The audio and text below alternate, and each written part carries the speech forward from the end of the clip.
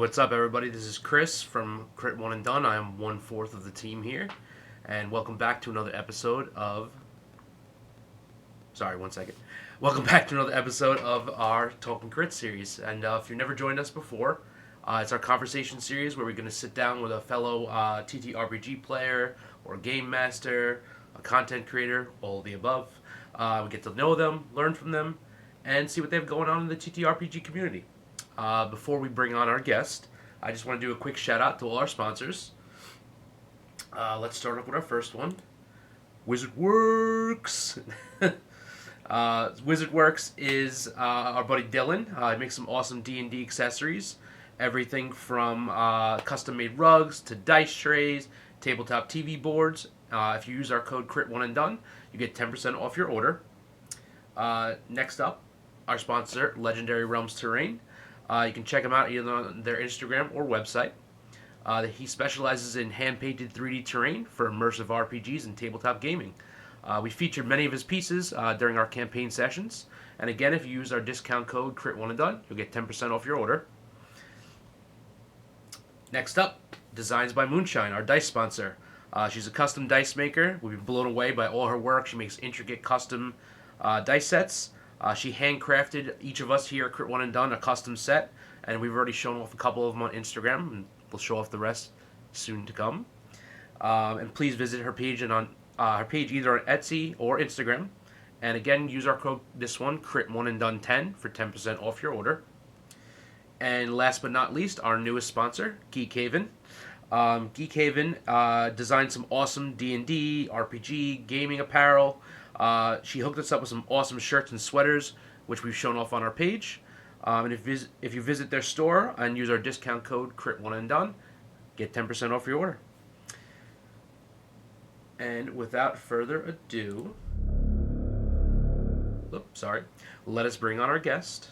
One second.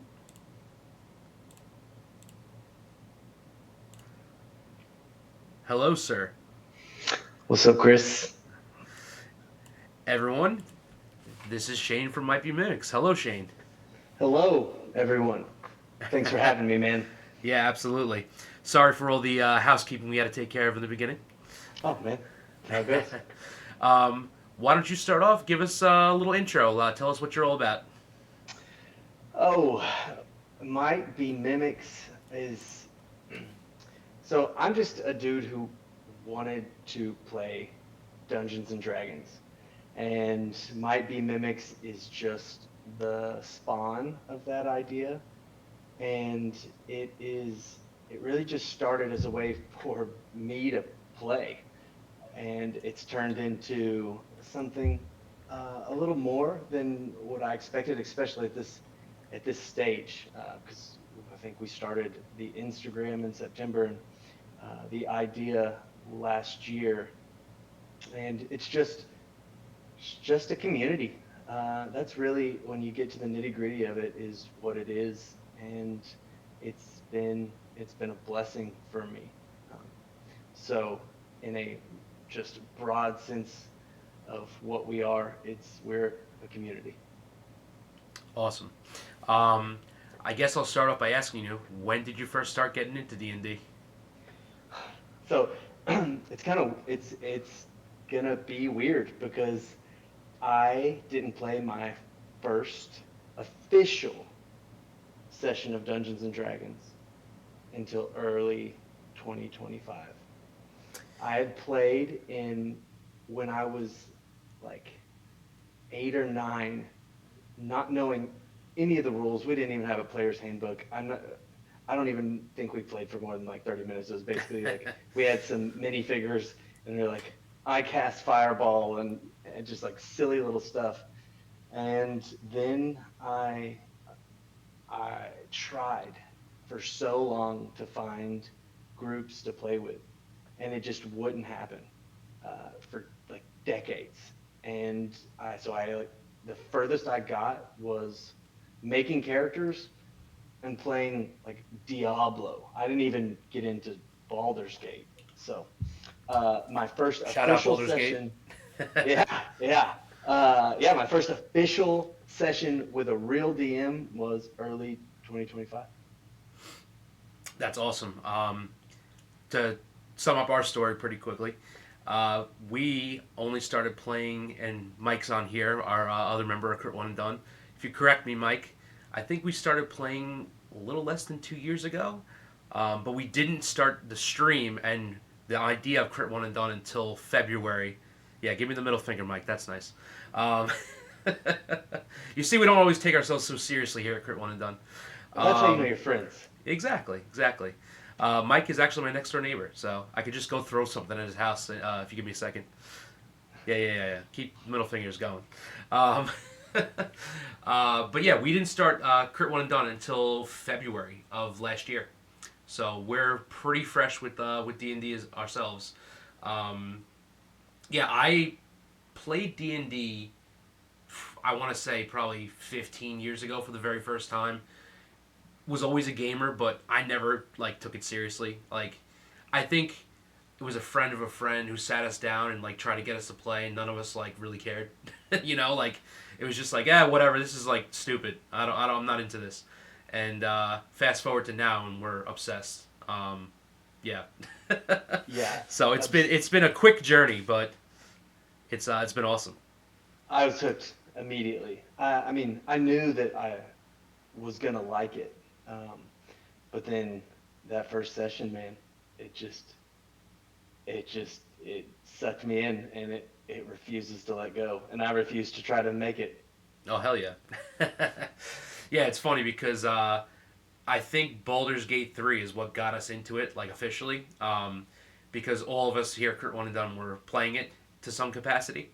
Um, and I remember Mike coming to me one day and saying, "Hey, my buddy Austin, you've met him before.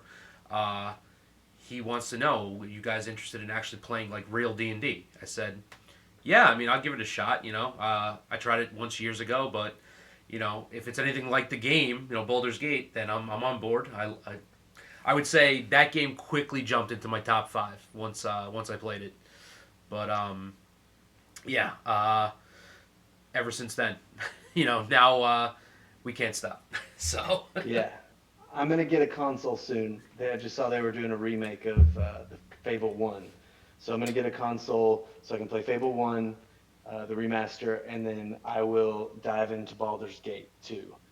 But Baldur's Gate is how I recruited some of the people who are now at my table. It's like you, my leading question anytime I meet somebody now is, "Do you play Dungeons and Dragons?"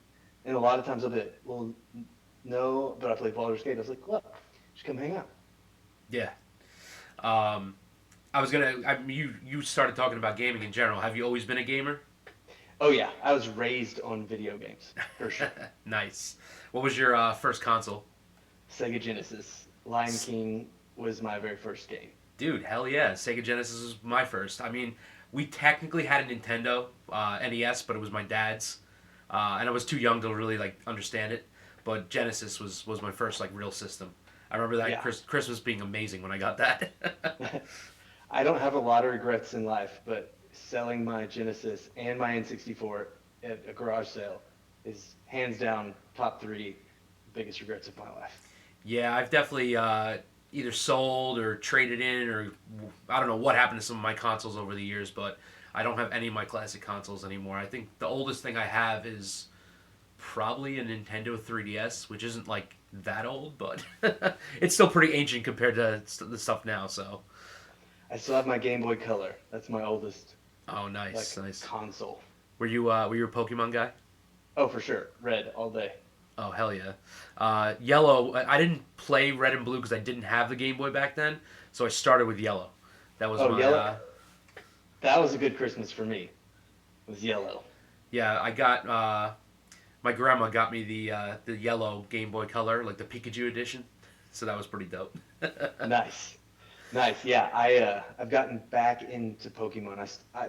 I'm so glad. Like I sold like all my Star Wars toys and like my game consoles but I kept all my original base set Pokemon and I had like the big hitters. So I've always had those, but just in this last year, I also got back into ripping packs. And I'm not in it to sell it. I wouldn't even call myself a collector. I just man, it's just that nostalgia, that little eensy bit of nostalgia, and when it hits, it's good. Hell yeah. Mike here, Kurt One and Done, is a big Pokemon guy. He's got a huge collection. Hold on, gotta kick a stupid bot from the chat. Yeah, but you could cheat viewers on streamboo.com. Yeah, okay. Now if I could remember how to do it. 1 second. Click to reply. No. There we go. And ban. Bye. Anyways, yeah. So I guess in no particular order, some of your top games, video games. Oh, okay. Halo 3, hands down, the best. Mortal Kombat on Genesis, Conker's Bad Fur Day, Assassin's Nice. Creed Black Flags. Um, Sea shanties all day. oh yeah. Oh man. And then the music when you're on top of like the eagles, like the roosts, is hands down. I also teach yoga, and I use Assassin's Creed music in my playlist all the time. Oh, nice. Um, what else? Crash Bandicoot for sure.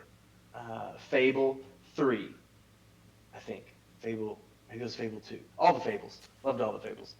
Um, yeah, all the Assassin's Creed, all the Fables. Um, Twisted Metal as a kid. Metal Gear Solid. Um, those are the main ones that all come to mind. Hell And then yeah. Pokemon for sure. Oh, of course. Yeah, for myself, I still say best, top game of all time was Zelda Ocarina of Time.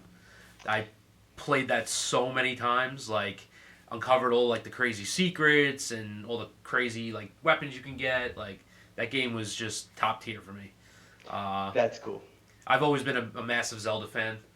Uh, the new ones, they're okay, but I don't necessarily. I love open world games. Don't get me wrong, but I didn't like the direction of Zelda being open world. I don't know. It's just too much, I guess. See, I love open world, and so I might have to try that. I didn't have an N64 until later on, so the only Zelda game I ever played was Ocarina of Time. Okay. Um, and I think I got one on Game Boy, and I think I still have it, but that was it. But I do love open world games. So Fallout 3 was a huge one for me. But any kind of big open sandbox, yeah, I Hell love yeah. that kind of stuff. You watching the Fallout TV show? Yes, I'm almost. I think I've got one more episode left in the series. Nice, nice. I think I'm caught up. I always forget. What is it? Premiere on Wednesdays. They dropped the first episode of the new season early, and it like threw me off. So I think it's Wednesdays though. Yeah, it's hard for me to keep up. I yeah, especially with like Stranger Things being out and No uh, spoilers. I didn't finish it oh, yet. it's cool. It's good. I mean, it's Stranger Things. Yeah. My mo lately, unfortunately, is the second we get my daughter to bed, it's like attempting to watch a TV show and then usually just passing out. So my wife's pretty angry at me. We haven't finished Stranger Things yet. We that's what we did for New Year's was we went to the theater, and it was cool Oh, to nice. see. Like we have a really good theater here, but where I come from, like the theater's dead. Uh, but the theater is sustainable here. It does really well.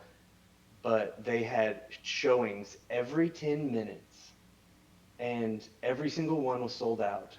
The line for concessions was like 20 to 25 minutes. It was That's incredible to crazy. see. That's Yeah, I loved awesome. it. Yeah, I was always a big proponent of the big screen. I used to love going to movies. I've definitely been a few midnight releases for the Star Wars movies. Those were awesome. Um, just that like energy, like when that when a long time ago hits the screen, the silence, and then Star Wars pops up and everyone starts screaming. Like it was so awesome. That's awesome. I'm a really really massive Star Wars fan. Like really massive. Yeah, I grew up with Star Wars. You know, wanted, I always wanted to grow up to marry Leia. I was like, Nice. but then as I got older, I would always tell people, yeah, I'm a huge Star Wars fan, huge Star Wars fan. But then I realized I'm a bigger Lord of the Rings fan. Okay. All right. Talk Lord of the Because Rings too. I grew up on Star Wars, but then Lord of the Rings, it just, I, the movies and like the old like animated one that really hit me. I've read a couple of the books. They're boring. They're so hard. Like I'm Yeah. not an illiterate dude, but they're so hard to get through. I see some books behind you. It looks like you read a little bit. Yeah, no, I can read. I can read. Yeah, I've read all the main ones, The Hobbit through the Return of the King. I tried reading the Silmarillion like 4 times. I can't do it. It's too much like the intro to the Bible of like just a genealogy for pages and pages and pages. I was like, I can't do this. It is it's on deck for the next couple books I'm gonna read, or at least try to, Yeah. um, because especially after Amazon did Rings of Power, which I didn't hate. I like anything Lord of the Rings, but I agree. I liked it. I need Not to know crazy about it, but it's good. yeah, I mean it's kind of cheesy, but Yeah. I need to know the real lore. So I think I'm gonna force myself to listen to it sometime soon. Um, Yeah, I was gonna say that. Have you ever watched all three in a row, like marathon session? oh yeah, all the time. I remember the last time. Yeah, we'll get into The Witcher, Mike. We'll talk about that too. Yeah, the last time I tried doing that was away at college on like a lazy Sunday. A couple guys just wanted to like, get in the dorm room and just watch all three. I think we made it through like half of Two Towers because we were watching the extended editions too, and about halfway through Two Towers, and literally all three of us were like passed out. It's tough, you know. It's like Yeah, solid like 9-10 hours of movies. we did it last January, almost a year ago. We started early in the morning, and I did like all of the Hobbit meals throughout. But I also did drinks with all of the meals, and so That's awesome. by like early Return of the King, I was pretty hammered, and I fell asleep. Nice. That's awesome. Um, yeah, I'll give a shout out to for Mike for The Witcher. Witcher fan at all? Books, Oh games? yeah, yeah. Played the games, Hmm. and then I also have Henry Cavill syndrome, and when I see him in something, I can't do the next person, and so I haven't watched any of the Liam Hemsworth. On that point, I'll say this: I just finished the newest season with Liam. It's not awful, but it's also not great. It was entertaining, it had its moments, but it's just, he's doing the whole voice thing, like he's trying to be Henry, but it doesn't work. Yeah, I saw like a TikTok, and it was like all of the sighs, and it would be like Henry sigh, and then Liam sigh, and it's Yeah, just yeah. I was just like, oh man, I don't know. But yeah, Mike, even though you said stupid books, I know Mike's read all the Witcher books. I have too. Really good stuff. Cool. I haven't read any, so maybe I should add that to the list. There's a bunch of them, and I think there's a rough chronological order of reading them. So if you Google that before you get into them, because they do kind of play off each other. Um, but yeah, they're really good. And Witcher 3 definitely at least in my top 10 of all time games. Nice. Well, if you do like to read or even listen to audiobooks, there's a series by I think his name is John Gwynn, and the first book is called Wrath, and it is the best series it's the best. He's one of the best authors I've ever read, and some of the best work that I feel like has ever been written. I'm Um, looking for a pen. Bear with me, because I actually do want to write that down. yeah, let me look. Let me. What the hell's Mike? Where'd you put the pens? I'm in Mike's temporary chair. Well, temporary. We rotate DM, so this is the DM seat. Here, I can also just send it to you on Instagram. That works too. Thank you. Yeah, because I'm always looking for new stuff to read. Oh man, it's so good. It's so good. And yeah, what Mike just said, don't read the Witcher books randomly. There is an order. Okay, I'm a big chronological. There's like booksinорder.com or something, so I usually go Hmm. to that. Nice, nice. Um, Yeah, going back to Star Wars, just saying like how I was a massive fan. Like back in the day, pre Disney takeover, I used to read all the expanded universe stuff, and I was a little salty with Disney taking over. The new movies are not so great. Um, I do love some Mandalorian, but I just feel like there was so much cool stuff in the expanded universe that they could have made into movies or games or shows, and they just threw it all out the window. So Yeah, I grew up with Phantom Menace like coming out when I was like 10. So I didn't hate. I'm not a hater on 1 through 3. Love like Jar Jar Binks. He's a weird dude, but he didn't. I grew up I was a kid when it came out, so I loved it. Um, and then 1 through 6 I loved, and then when 7, 8, 9, I couldn't do it, man. yeah. But last oh what was the one where everybody spoiler everybody died? Where everybody died. Was that the second one? Was that No, it's one of the standalones. It happens oh like oh Rogue One? Rogue One. Yeah, so good, Rogue so One was good. awesome. Rogue One was really good. Yeah. Mike, how do you know that? You say you hate Star Wars. Yeah, that's good. And then I love Mandalorian. The Acolyte was okay. Andor was good. Andor's very good. Uh, I would say that's the best show they came out with. Book of Boba was good. Uh, yeah, I haven't seen Skeleton Crew yet, but big It's Drew pretty fan. cool. So, Very big Goonies vibe. It's like Goonies in space. oh hell yeah, That's my takeaway from that show. Um, so it's pretty good. I liked it. cool. Um, what was I gonna say? Just lost my train of thought. Why don't we dive into some D&D stuff? Um, Let's do it. let's do it. Uh, so yeah, you basically said that you started Might Be Mimics, and you mentioned your first game. Now, were you DM or did you join as a player? Joined as a player, and at Okay. the same time, so I moved to Florida in June of 2025. Where are you from originally, if So you don't mind me asking?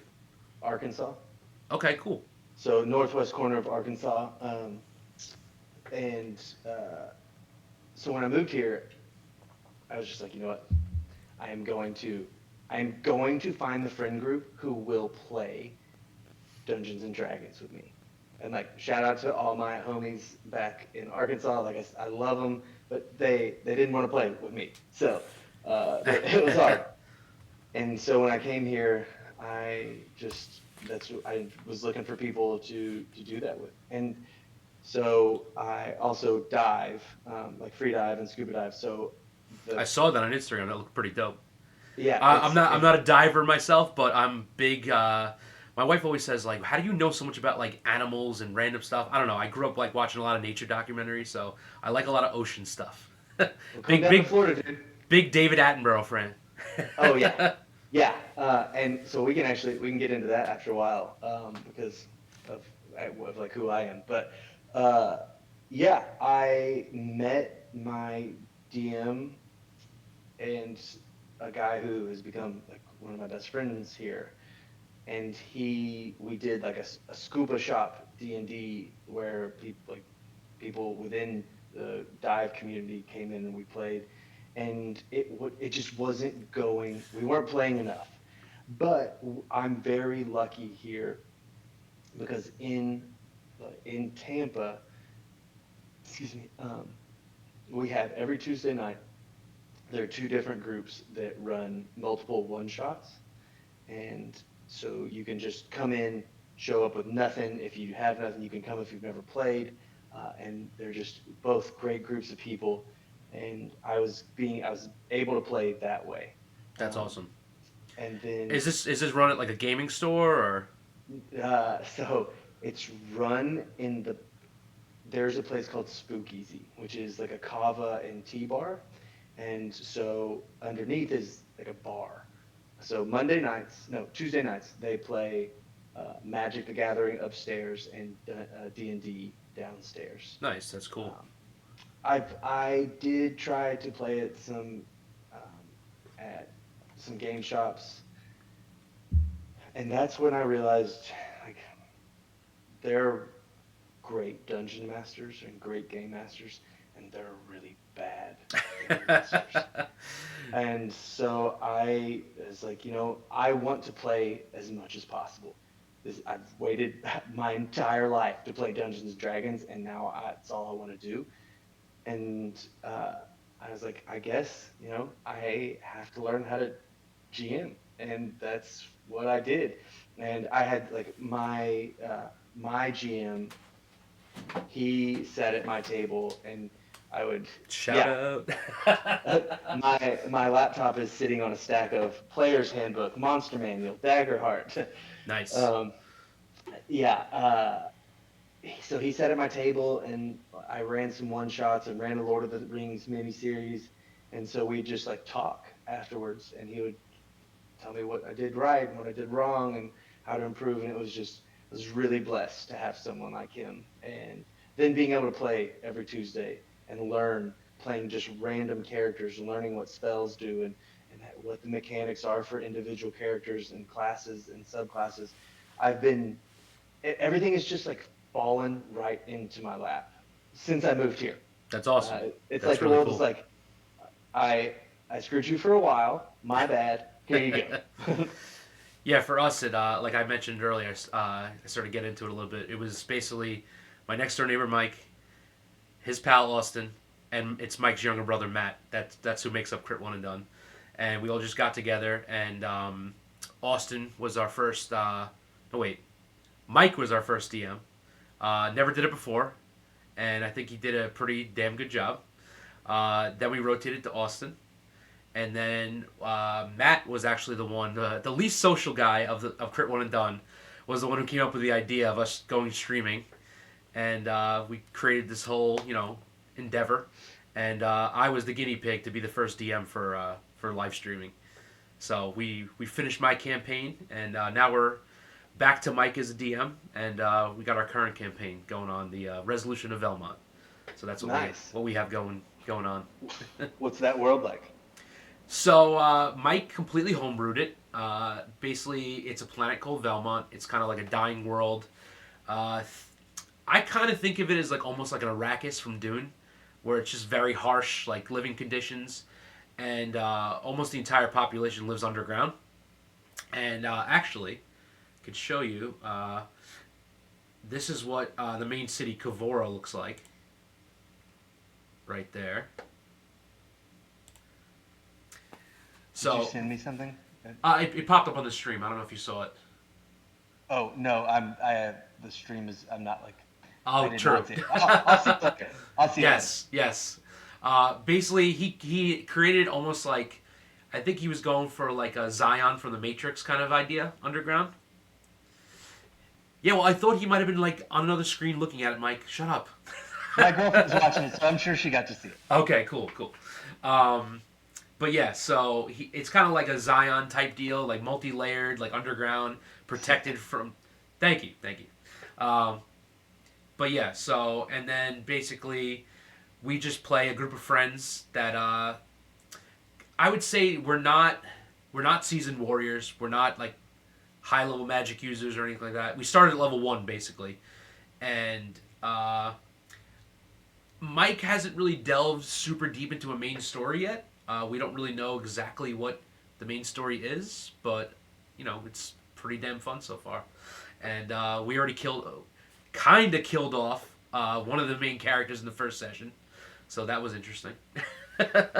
Wow. And so yeah, we took a little hiatus for the holidays. It was rough to schedule around like everything going on. So we're gonna be going live next Friday for our next session. But it's been like a month, so we're kind of hurting for some more D&D. Nice. We yeah, we haven't gotten the live stream situation figured out. We're recording, and I'm also like I'm still pretty new to this whole thing, so I am still working out some kinks, and I'm not running by the book rules. I mean, most of the Neither are we. mechanics.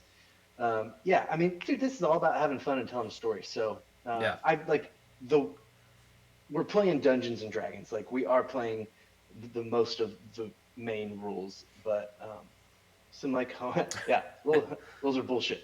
Um, Tell that to so Austin, Mike. we are recording every session, and then we're going to at the end of the campaign I'm running. I've broken it into chapters, and at the end of each chapter, we'll start releasing episodes from that chapter. And Nice. Are then you by the using YouTube as your main platform, or uh, yes, okay? probably.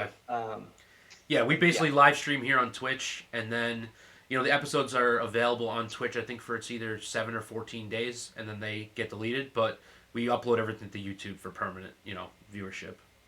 nice. Yeah, Yeah. Well, I've still got to like learn how to. I got to learn to Twitch and figure out how the ins and outs of that. But my girlfriend, who's the other half of like MightBeMimics Social, and then a huge part of MightBeMimics in general, and sits at the table. She used to stream video games, so she can nice. probably coach me through some of the stuff. But yeah, I'm excited, man. I didn't, we didn't start this to like make money or make, I don't know, make a career, but um, Yeah, if I speaking could, speaking speaking to that aspect, I think our with Twitch, you do get ads running, and you do get some monetary value from that, but it's not a ton. Oh yeah, Mike, we make tons of money. Yeah. yeah, I guess like the end goal of this would just be to be able to play weekly, a consistent weekly, and then if I could, if somebody wants to pay me to run games in the future, cool, I'll do that too. Um, Hell yeah. if my career could be Dungeons and Dragons, sick. Um, this like I so what I do in the real world is I am a storyteller and I teach storytelling. So I'm a professor and I teach storytelling, Nice. writing, photography, video, and um, I write also. And so this is just like the perfect outlet for for a storyteller, but also like your friend who wanted to do the podcast and it was like the least extroverted. I'm so introverted. But this is a chance for me to go out and make friends. It's a chance for me to be ridiculous on social media and to do things that I would never do without the platform of imagination. Hell yeah. I feel like we're all just a bunch of geeky, dudes, and we have all our different interests in video games and movies and books, but D&D is just next level, and we freaking love it. It's we've made a lot of friends, we've gained sponsors from it. We haven't officially announced it, but we're gonna be attending a local convention. We attended it the first time last year. It's called Long Island Tabletop Expo, and we went last year. It was great. We met a ton of people there, and we had a blast. But we're actually going to be participating in it this time around, and we got asked to run 2 days worth of one shots. So it's going to be our first time running games for other people, and Sick. we're really stoked for it. We're running it alongside with our sponsor LR Terrain, so he's going to be providing like all the terrain for our tables.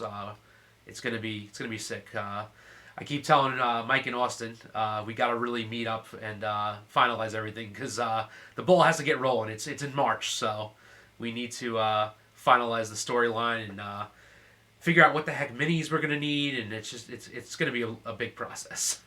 That's awesome.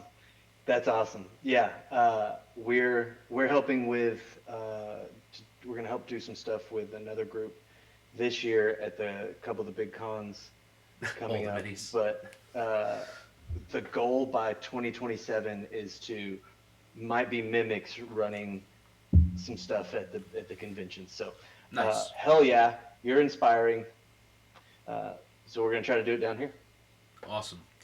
Yeah, I wish. I don't know. Speaking for myself, but it's tough. I myself married, one kid. Mike has 3 kids. Austin has 2 kids. Matt has no kids. Um, so Matt's the most available out of all of us. But it's hard to schedule these sessions, and we try to play every other week. It doesn't always happen, but we try to get a consistent schedule. Um, but I haven't looked into like random groups or places that run games, but it is something that I may want to look into in the near future and see if I can just join some one shots, just to get some more experience and meet other people. But it's not something I really dived into yet. So I viewed like kind of going to try out new like DMs at some of these different places is like finding a therapist. Like you're sometimes you have to sort through like some bad ones to get to yeah, a yeah, yeah. really good one. And like I don't mean to disrespect anyone out there like trying to run games and create a community, but No, if you uh, suck, you suck. I'm just kidding. I mean, but it is what it is. Yeah, So I wanted to just create a community where it's been funny because I've always brought people of like these random groups together. But if you look at my table and it's just like the most random fucking people, like, and they're all here and we're all telling the story together, and it's just so cool to see like people that would have never met brought together by Dungeons and Dragons.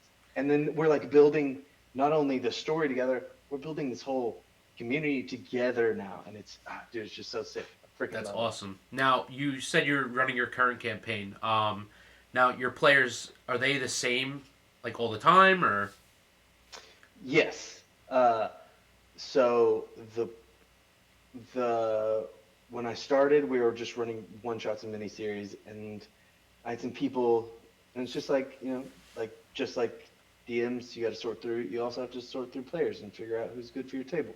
So we sorted out, and we ran the first chapter of this campaign with me and 3 people, and then now we've got me and 5 people, and nice? now we've got people like on a waiting list for the next chapter, and so they'll come in. But some of those people, and then a majority of my campaign, we just had on Tuesday had our session 0 for Daggerheart, so we're going to add that in. But mostly, yes, it is the same people. Nice. That's awesome. Now, are these all people that you've been friends with? Like, did you meet them randomly, or? I mean, yeah, super randomly. Well, one of them is my girlfriend Felicia, and then one of them is like the dungeon master that I was playing under and that taught me, who I met through the scuba shop. And then another one is another guy from the scuba shop. Another one is my neighbor. Uh, then there's Bianca, who I met at the Yoko studio I work at. And then there is Kat and Max. And I met Kat through social media. We just saw that she was in Florida, and I just like, everyone's like, "Hey, this is weird, but like, we live in Florida too. You want to play sometime?" And so, her and Max came over a couple weeks ago. We ran a murder mystery party. I don't know why I did that. It was a murder mystery party here at the house, and she showed up. Her and Max showed up to this group of just my people, and it was so ballsy, and mad props to her, but she just fit right in. Both of them did. That's awesome. And so it's been super random. Yeah, we're a little less random for the fact that Mike's my neighbor, his younger brother, and then a mutual friend. Um, we'd like to try to get at least 1 or 2 more people in, but it's more or less I'm running it out of my house. I have a family. I don't want just like complete randos showing up to my house. You know what I'm saying? Like, Yeah. so we'd have to get to know people. Unfortunately, all of our collective friend groups don't necessarily have any interest in D&D. I have a couple friends that expressed like maybe wanting to do a guest spot, which I'm totally open to, and we have had some guest players, but they've been either social media based or Actually, our one sponsor, Dylan from WizardWorks, came on, played an awesome halfling wizard, I think. Yeah, it was awesome. But yeah, so this is our group for right now. But we'll see if it'll evolve over time. We want to, because like we play campaign twice a month. That's the goal, and then um, one or two more weekends. I mean, dude, I would play D&D like every day. Um, but realistically, we try to play every weekend, and we are we want to start running a monthly one shot Nice. on a virtual, like an online one. So would love to play with you guys. We can like shift out DMing and do some fun stuff. I have a bunch of one shots prepped, and That's then awesome. there's another group of guys who, if you don't know them, should maybe hit them up if you're like looking for guests or just like looking for new friends. They're the Pumpkin Spice Bros, and they're fun, man. They're cool I dudes. like the name. Yeah. So we're gonna try to do some games with them, and would love to play with you guys. Yeah, I personally haven't done it, but the other guys here at Crit One and Done have been doing some one shots virtually, and they've been having a blast. So it's definitely something we're open to, and we'll talk about it. Cool. I mean, yeah. See, dude, freaking social media, Dungeons and Dragons, just bringing people together. Hell yeah, man. Um, so why don't you tell us without spoilers, because I know you haven't released the episodes, but tell us a little about your campaign. Give me like a So, general overview. um, I'm taking a ton of, well, not a ton. I've taken um, a few of the modules. So we've already done uh, Dragons of Stormwreck Isle, and we're in part of uh, the Shattered Obelisk, but more so just like the first half, which is Mines of Fandelver.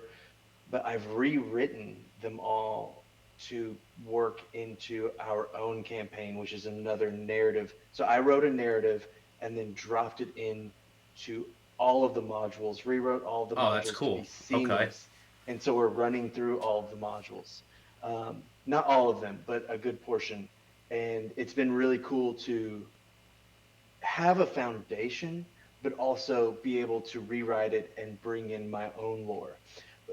So that's kind of like where we're at right now, and uh, but it's giving me time to. I imagine this will take like 2 years.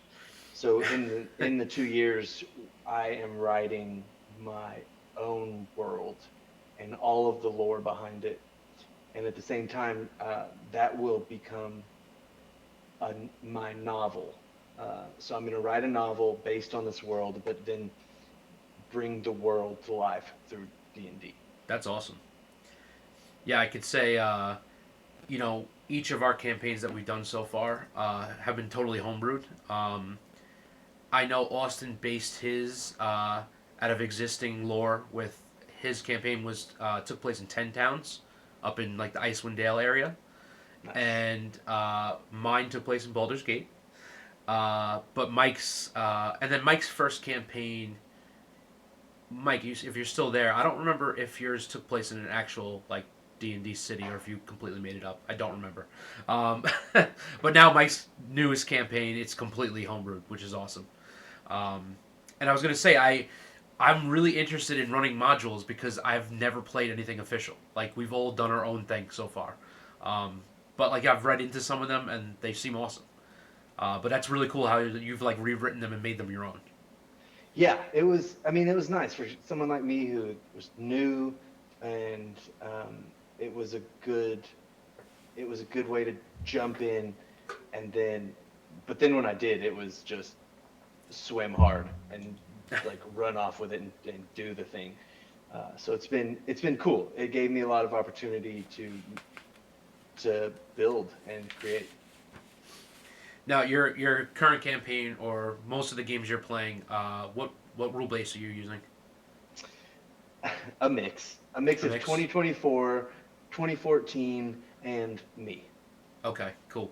I know you said you're not like rules heavy. Neither are we, but we're mostly using 2024 stuff because that's when we started playing. So I've got guys that are like still. I've got people who are like have never played until they came and played with me, or like or sometime in that kind of era. So they're all they know is 2024. Then I've got guys that have played since like third edition. And so when we run into conflicting rule sets, we talk about it, and then there we decide what the rule will be going forward. yeah, yeah. We always at the start of our campaigns we do a session zero, like iron out all the details.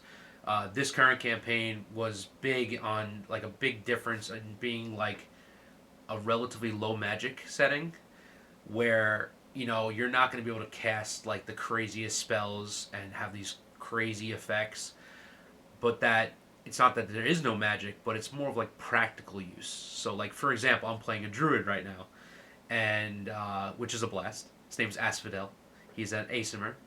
Um, but all of my spells I kind of had to tweak to be more of a practical thing. Like for example, I have Thorn Armor, and instead of just like flicking my fingers and armor appearing on something, I thought it'd be cool if like I would have a crafted like thorn, like vines that I could literally toss onto someone, and that would be their armor. So That's stuff sick. stuff like that, or like if I want to do like create flame, it would be like a little like pouch of like moss, and you like ignite it and throw it at something, stuff like that. That's sick. That's cool. I like that. Yeah, And so you're really gonna like if you get to it. You're really gonna like that series, that book series. yeah, It, it's because it's like practical magic. okay. That something just triggered in my brain, and I can't. I'm trying to remember the book series, and it was awesome. Author's name Patrick Rothfuss.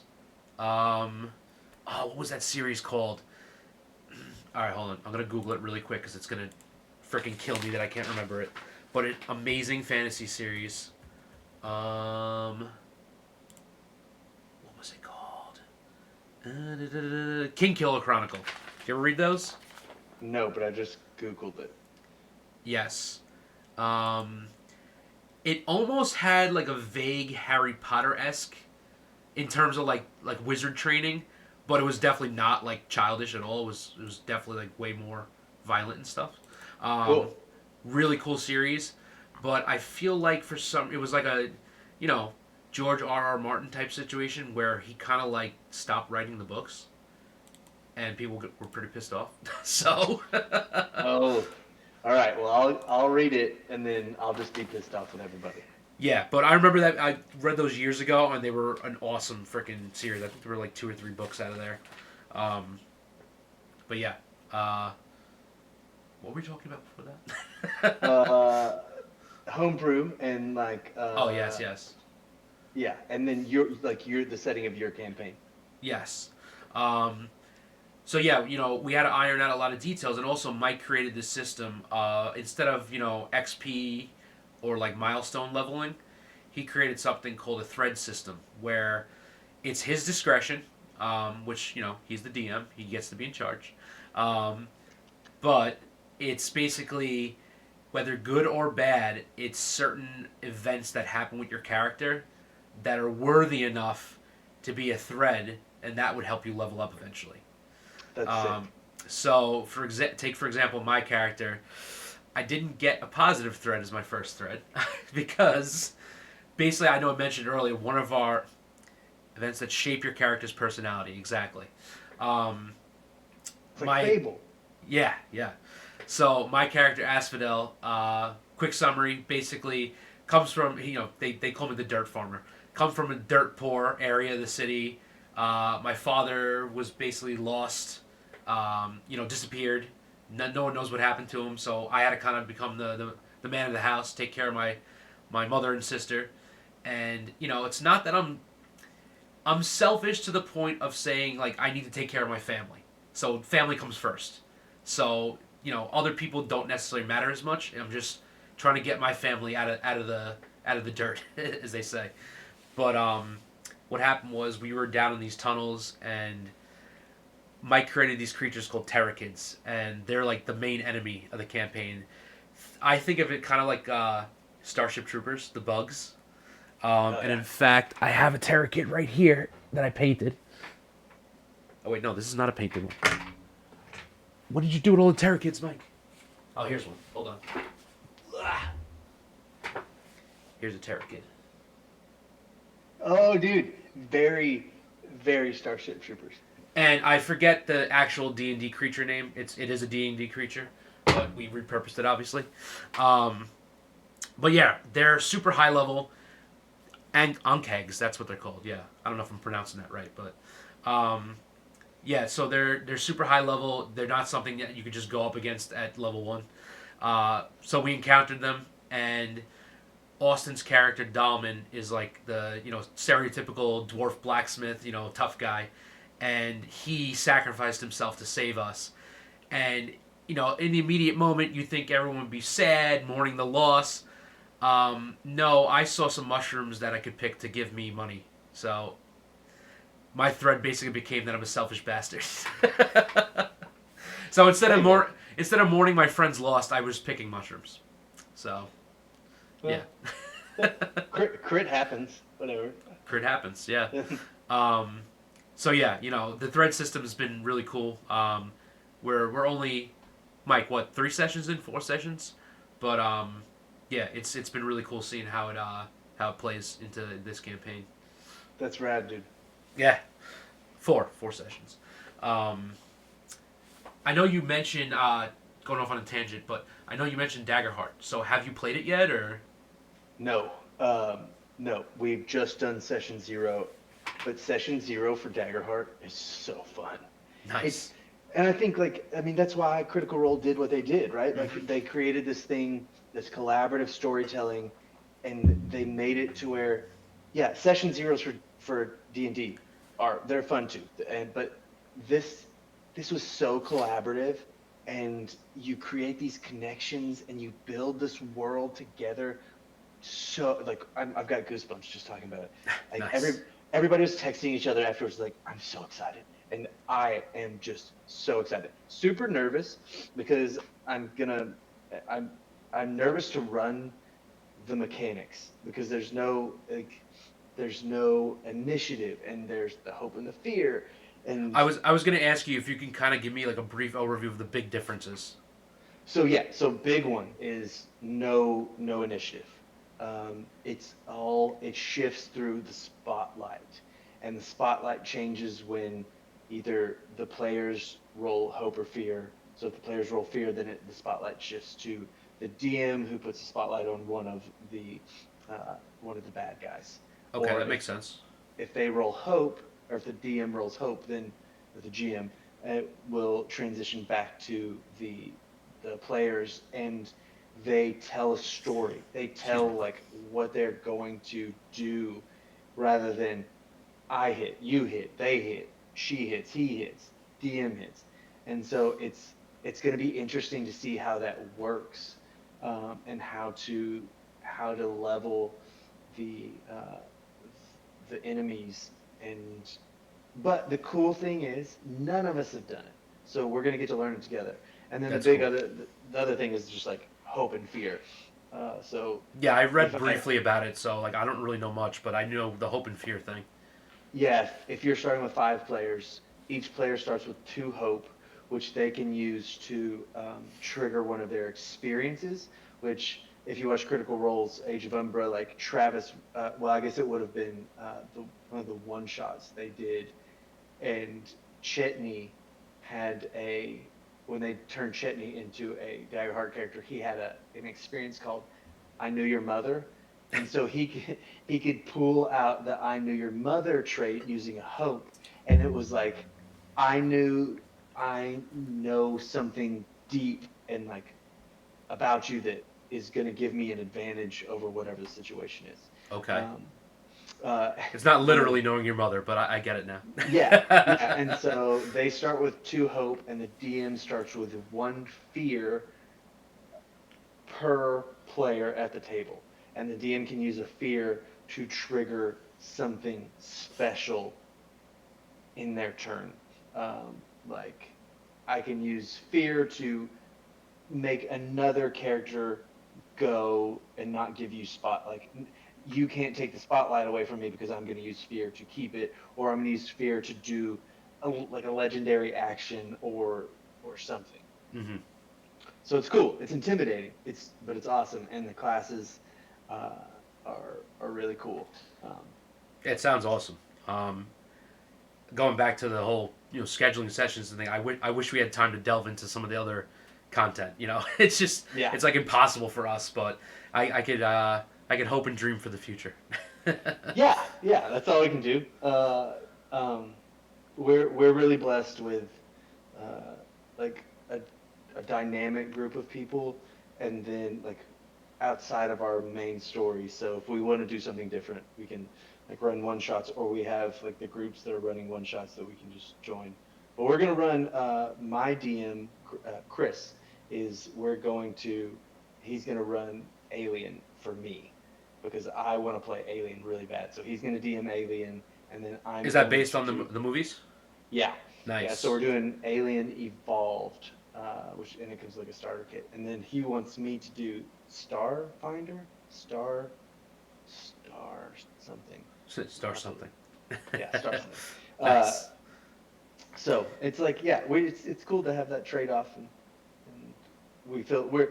I'm just dude, I'm so blessed. I'm just so lucky. Yeah, it's awesome. But again, I Um, feel like I feel like it's the world being like, I know I screwed you. Here you go. you're getting rewarded. Yeah. um, going back to Critical Role, have you been following them for a long time, or um, I started watching them in the middle of their campaign. No, right close to the beginning of campaign 3. okay? And I watched a lot of it. I'm actually going back and rewatching it chronologically. But within the years, I've watched some campaign 2, and I've watched a couple episodes of campaign 1, and then I've been watching campaign 4. But yes, I've been following them for years. Awesome. I just not, I mean, probably since 20, around COVID. Okay. Um, and then I would like watch like episodes here and there. Um, Yeah, and then I did, I was gonna say I really enjoy their content. I just can't find the time to like go through every single episode. It's a lot. yeah, Um, but I didn't know about them at all until we started getting into D&D, and then I watched Vox Machina. I finished Mighty Nine, the series. I love them. Um, I get the whole anime esque thing because I'm not into anime at all. I've never was. I don't think I'll ever will be. But I wouldn't say it's like anime. It's its own thing, you know. But I really enjoyed the cartoons. I think they're awesome. Um, yeah. Mighty Nine is sick. I love it. We have the final episode to watch. I liked Machina too, but mm, Mighty Nine is just it's peak. I think I like Mighty Nine better too. um, yeah, so I mean, I watched a ton of Critical Role clips, but I haven't delved into like watching every episode. I know Austin has been following them a while from our group, but um, maybe one day I'll dive in deep. Well, it's what I find myself it's what I have on, um, and it's just dude, they're just such good storytellers, Yeah, and it's very Matt is inspiring. just yeah, and I like it's just incredible, and the relationships like I was talking to a buddy last night. He's like, you have to go back and watch season 1, campaign 1, because it will be the most helpful for you because they went through everything that you're going through now at your table, like the crowing pains and like people coming and going and them learning to play and it Yeah, so I'm gonna go back and do that. But yeah, the dream, I guess the dream, like I never want to, I know like I could never be, I don't ever want to be another Critical Role, but I do want to sit at that table one day for yeah, sure. that'd be sick. Guest star. Yeah. Yeah, it's funny. Like once you dive into this whole world, like you learn about all this other content. Like, for example, I just happen to be a Samsung fanboy in terms of like we have Samsung phones, I have Samsung TVs, and Samsung has these channels that come with the TV. that you could browse through. And somewhat recently, I discovered they actually have a dedicated D&D channel, which is pretty dope.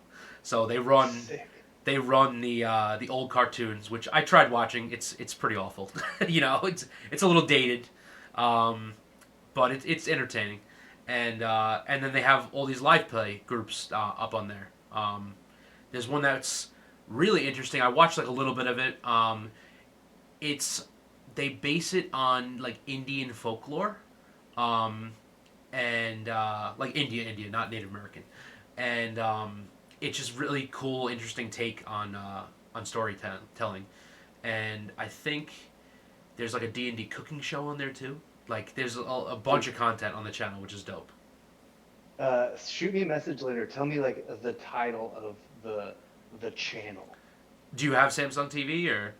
No, but I'm gonna figure out a way to like Okay. watch. Yeah, I don't know if it's broadcast anywhere else. I'll look into it and let you know. Um, I'm assuming it's got to be Actually, somewhere on the internet. I did buy a TV for like on Black Friday, but I don't know. I don't know what kind it is. I Okay. just like bought it and never put it up. Yeah, yeah, So yeah. I need to put it up, but it might be a Samsung. Okay, okay.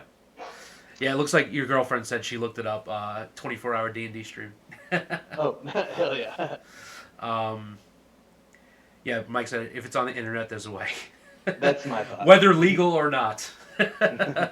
um, but yeah, I was gonna say, let's delve into some like D&D specific stuff. So, how about dice? Let's talk about dice. Yeah. So I know on your Instagram, I've seen you post a bunch of dice stuff. Would you consider yourself a dice goblin or I'm a dice connoisseur. connoisseur? Okay, Uh, all right, a little with more refined than the goblin title. well, a dice connoisseur with goblin tendencies. Okay, okay. I was gonna say Matt here at Crit One Done is definitely the group dice goblin. Uh, I have, you know what? Let me grab them. Hold on. I'll show you. I don't have much, but I got a decent amount of stuff. It's my collection. I don't know if you could see. Nice. Not too many. I know I haven't gone out of control just yet.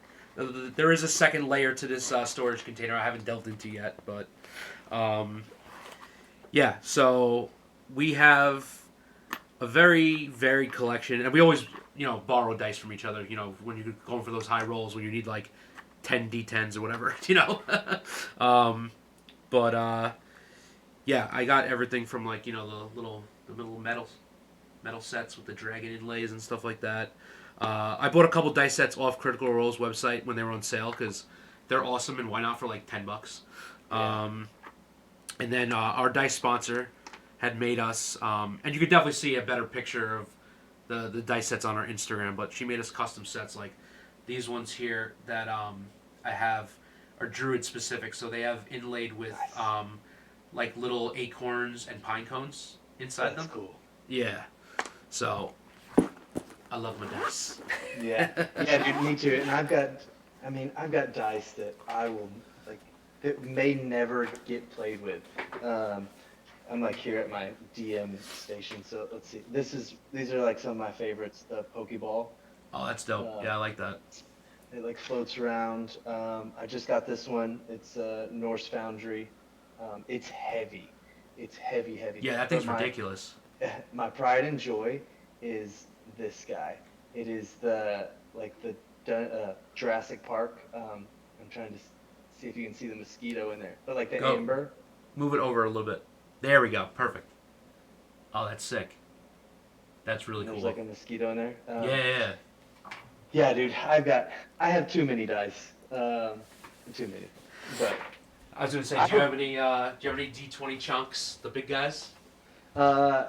like just these are the two I just showed you. They're like bigger than the normal ones, and then this is the biggest. I don't have like jumbo dice, but I have like that is that's my probably biggest one.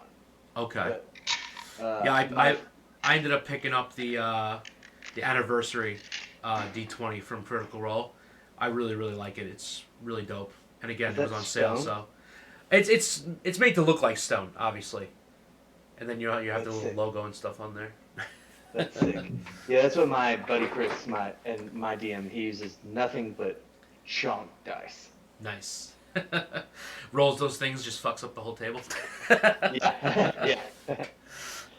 um, I saw your. You don't have to show it because obviously it's big, but your DM screen is dope. Just by the way, I saw a picture of it. Um, That thing is really cool. which one? Oh, you have multiples. I didn't know that. Well, Whatever so picture you just posted as a story, it looks kind of like almost like a puzzle type deal. yeah, so just got that Okay. from Tower Rex. Tower Rex is this cool Ukrainian company, and they sent us some stuff, and so we're partnering with them. And yeah, here Oh, is that I'll the one just you like kind of built? turn you around. You like build it, right? Yeah, yeah, you like build it, and it like there's like dice holders and like initiative trackers and like AC and HP counters, and then you can put like That is sick. your phone and stuff in there. Yeah, and then there's like a dice tower on this side, and then to keep everything honest, there's a dice tower on the other side.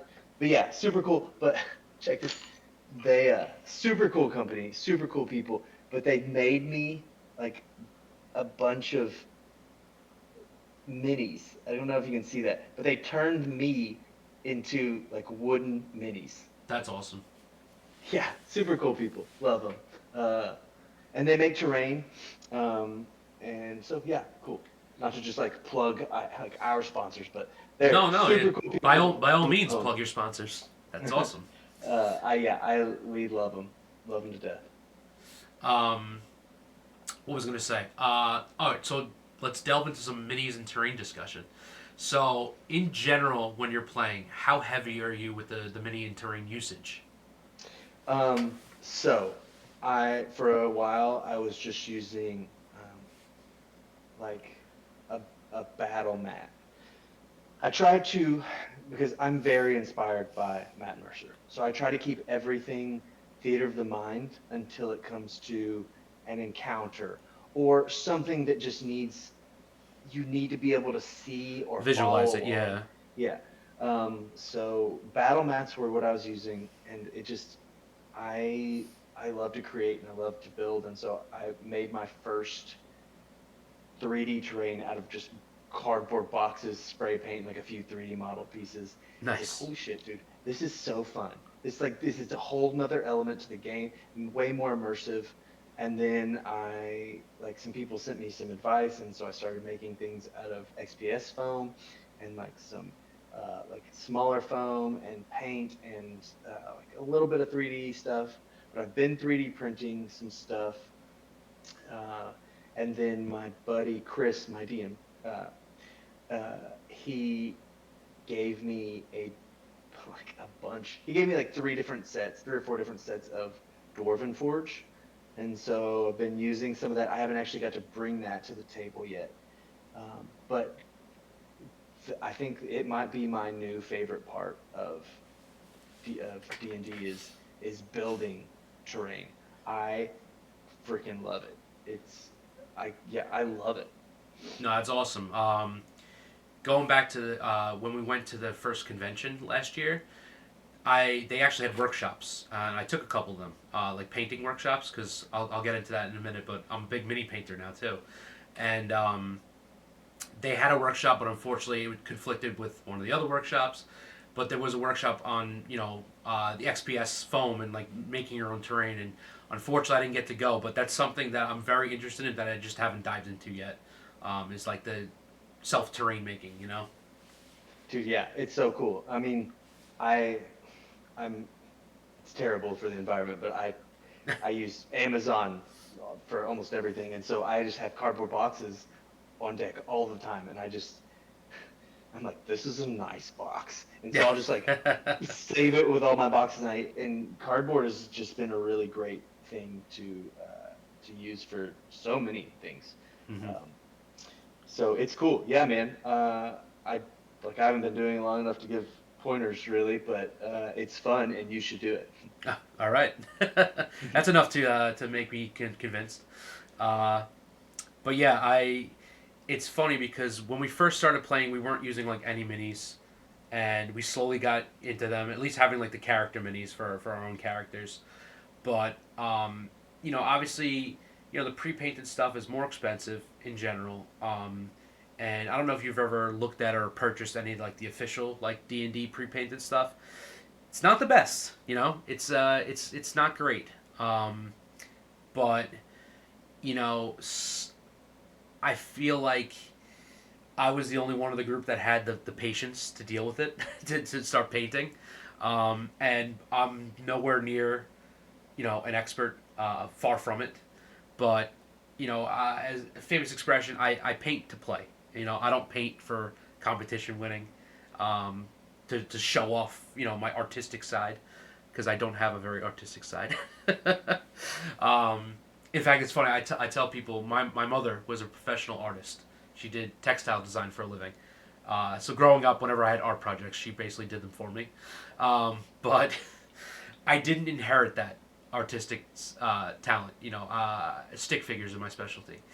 But I think just the patience level and concentration of painting minis is what got me into it. I'll throw on a podcast or a mindless YouTube video and I'll just paint for hours, and I enjoy the shit out of it. Um, Yeah, it's, I mean, it's so tedious sometimes, but again, I'm so blessed. Like, my girlfriend, like, if she didn't enjoy Dungeons and Dragons, or at least pretend to, as much as she does, I think she really does. But it wouldn't work out because I've become so obsessed. It's like I'm either writing D&D, I'm reading D&D, playing, watching. So we'll turn on Critical Role and we'll pull at this like art desk and we'll pull it in front of the TV and we'll just like paint together. And it's meditative, but it's also collaborative, and it is a chance for me to like express my artistic side and like watch her express hers, and so it's cool, man. that's I've been awesome. really really blessed. But I'll do the same thing. Yeah, just throw in Critical Role. I actually have, it's, I don't have a D&D mini, but I am going to, all of these things I uh, that I'm painting for Trench Crusades, which is, it's not, it's like 40K but simplified. So you Okay. don't have like huge war bands. I never got into 40K or any Warhammer, but Trench Crusades is this like grim, dark, uh, strategic battle game, Okay. and I've been painting my warband for that. But I'm going to use, I picked a warband that was like that could really fit into my world that I'm building. So this is one of the things that I've painted. Oh, that's pretty sick.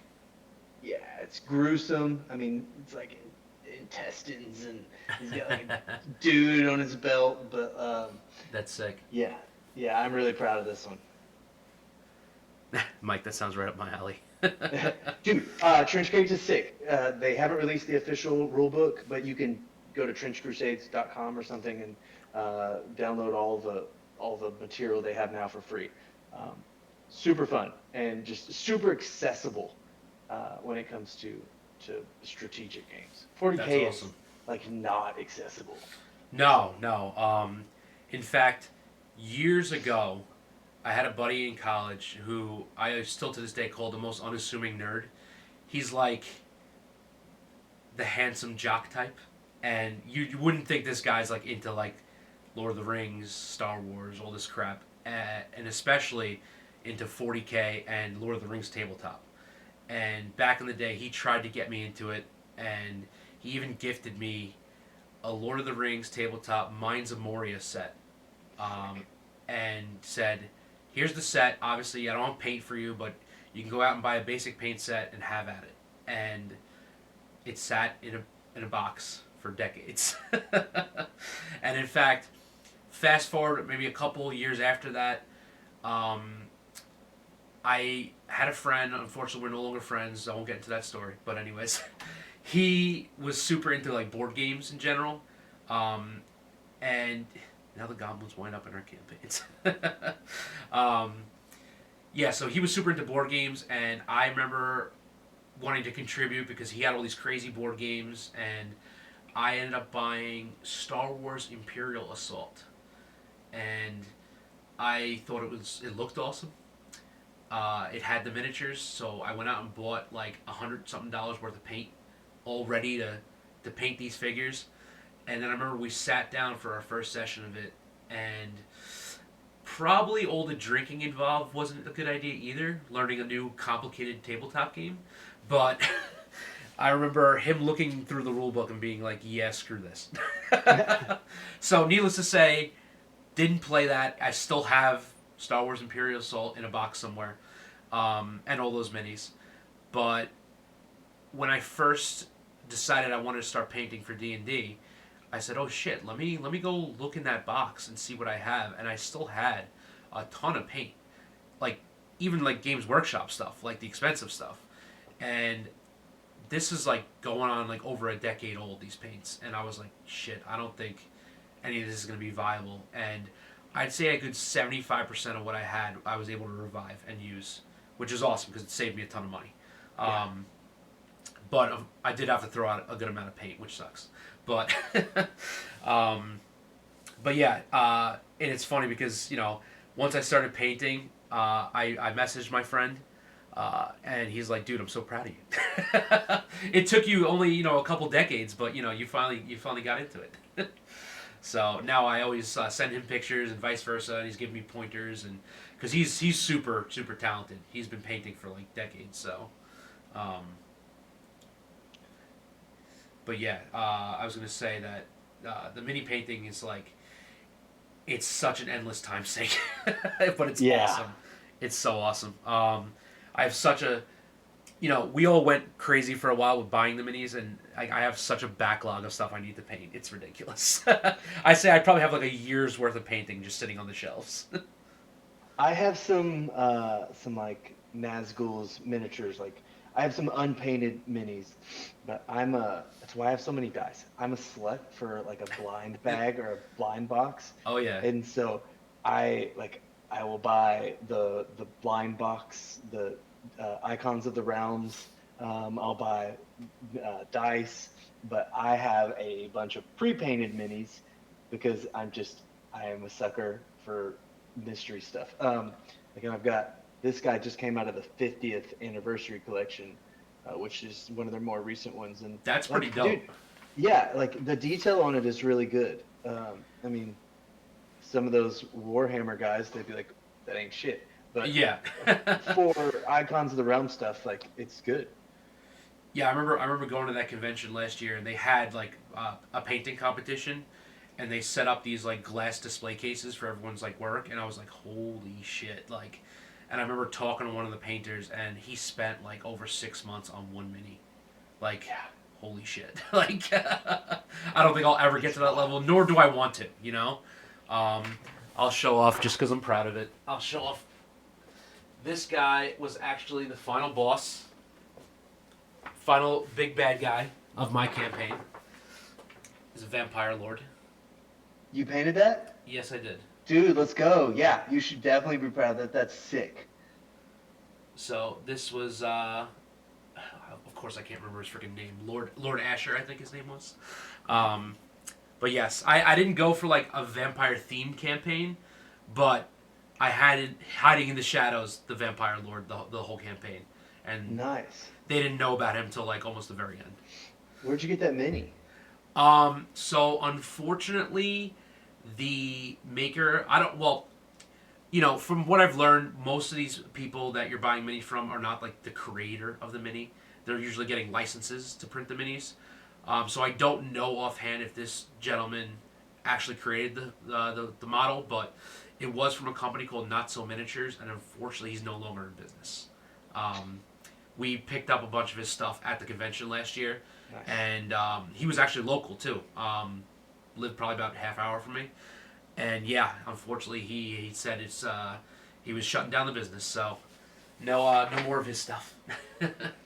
Be cool if we could get some of those STL files Yeah. though. Which speaking of, do you 3D print at all or? So my buddy that got me into Trench Crusades, he does resin printing, and then Chris does plastic. He just got a new printer with like a more fine detail nozzle and engine. And then I at work have a really crappy plastic printer. Nice. It can print um, it can print like some 3D terrain thing that has a base and a Yeah, yeah, wall. But I have printed some minis, but there's definitely like missing arms or like half an ear or yeah, yeah, wire yeah. pointing out. And I don't I don't think I will ever get into resin printing because it just dude that is a task. Yeah. So I know. I've done a little bit of research on it. It's a big cleanup process, and you need the right ventilation. Hey, reps and respawns, welcome. Um, but yeah, it's something I really would like to get into because especially it's saving us money and printing our own stuff. But I don't know where the hell I would keep the printer. Because from what I've read, you need to have some good ventilation. You can't just print in any room in your house, otherwise you're getting high off the fumes. yeah, So and if you touch it, you can become like allergic to it. yeah, So yeah. I don't need that in my life. No. um, I over this like last 2 years, we've managed to find some really awesome mini vendors, especially on like Etsy. Not a sponsor, but I'm going to shout out Stingray 3D. He's an awesome. If you check him out on Etsy, I've bought a bunch of terrain from him, and I have to say, the most affordable prices I've ever seen on terrain. Like ridiculous. In fact, I painted this windmill from him right here. Nice. Oh, it spins. It does spin, yeah. Nice. All right, Painted this. I just found him. Yeah, he's from Utah, and he's got free shipping, so very very dope vendor. And he's custom made me some stuff too. And I'll show off this little guy here. Oh, don't tell me the batteries died in this. Oh, there we go. We use this in my campaign. A little gazebo with the light. That's beautiful. I added a little light to it. That's awesome. Yeah. I love painting terrain because it's easier. It's bigger. um, Yeah. but we have tons of like minis. That I still have to get through. And they're a lot harder and a lot smaller and takes a lot more patience and time. Uh, but I especially enjoy painting the minis that like I know are going to be prominent, like main characters. Like for example, here's Austin's one of his main characters in this campaign. Here's Dalman. Dalman Nice. the dwarf, painted him, That's sick. and we got shout out to his other character Zint. Here's Zint's mount, which he told us it was supposed to be a rock beetle, but he couldn't find a beetle mini, so he got this thing that I ended up painting, which is pretty sick with all the like skulls on the base and stuff like that. The paint job is great, dude. Thank you, thank you. So yeah, painting. I mean, it's awesome, but it's like I said, it's a time and money sink. Yeah. Yeah. It's cool. Some of the game shops we like because we've tried to make friends with some of the game shops because we want to do events there and stuff. Yeah. But one of them has they have 3D or model painting competitions, and so it'll be over a weekend. And to see what these people do over a weekend, and It's crazy, the right? Yeah. mini, yeah, the mini is one thing, but the bases, like they're creating like I think there was one girl who did it was all 40K stuff, and she did this like cupcake space marine, and she built this like icing top to like the top of a cupcake that she put the marine on too. It was wild in a weekend. Like, Yeah, that's sick. The talent out yeah, there is like incredible. Um, yeah. yeah, I was gonna say that I almost pulled the trigger on.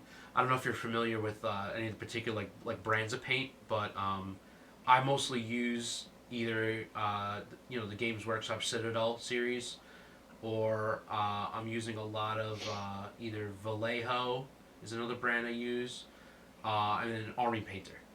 and Army Painter has their speed paint line, which I've heard good and bad things about. But I almost pulled the trigger on like a speed paint most wanted set the other day, because our local game store, shout out Gotham Games in West Babylon, New York, um, has very very awesome like prices, and he was gonna sell it to me for like $40 cheaper than Amazon, but I didn't pull the trigger. I should have. I could still go back and he'll probably give me the same price, but yeah, I really was tempted to buy that. Yeah, nice. Yeah, we use Vallejo and Monument, and then I've used some Citadel stuff, but it's expensive. Yeah, yeah. I mean, you're paying like $6-8 for an individual pot. Like it's a lot. Yeah, we also used what was that? The shiny stuff. Turbo Nerd, Turbo Oh, Geek. yep. I actually just got a recommendation to use that stuff from. Shout out to who did I interview? God damn it, I can't remember his name. But regardless, yeah, I got a couple of the metallics, and they're awesome. They're really high quality Yeah, stuff. it's kind of a pain because you have to make sure you have your base paint like the right color, Yeah. and you have to shake them so hard. But they're rad. Oh yeah. Yeah, Yeah, I ended up using them on this guy. I painted an Elder Terracid, which you haven't encountered yet, but this is one of the big ones that oh, that's Mike cool. had me paint up for his campaign. Oh, So that's good, at, dude. at at some point we're gonna encounter this big guy.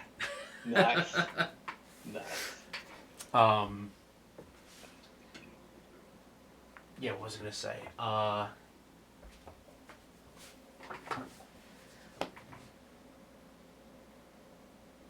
I just lost my train of thought.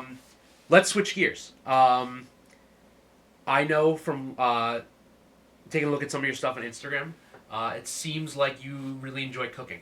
Is that true? Yeah, very much so. I was a chef through a lot of my like through college.